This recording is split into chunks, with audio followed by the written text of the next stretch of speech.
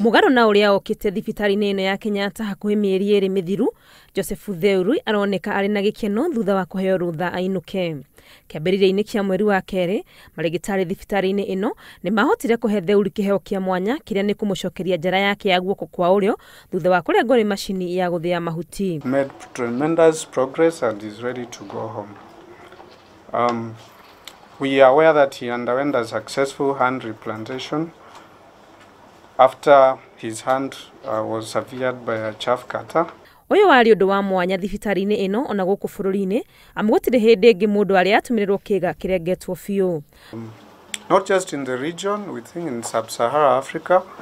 There could be maybe 1 or 2 cases reported in South Africa, but this is something that has not happened if you move from Senegal on the west coast to Mombasa. So it is a first, and there are rare cases worldwide that you find people do such a procedure successfully.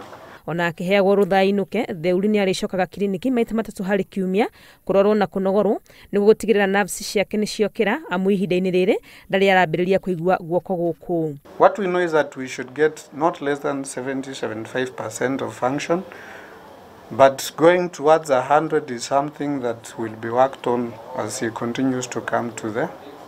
Ari na gikeno kiingi, Thutha ni acokeirie marigitari aria makinyanirie urigiti uyu ngatho nyingi akiuga ni etikitie guoko gwake ni gugucokana. Nashukuru watu wote waliotoa msaada kwangu hadi mkono ukafika hapa leo. Nashukuru Bansi Unity wamenihudumia poa, wamekaa nami kwa upendo. Nimefurahi.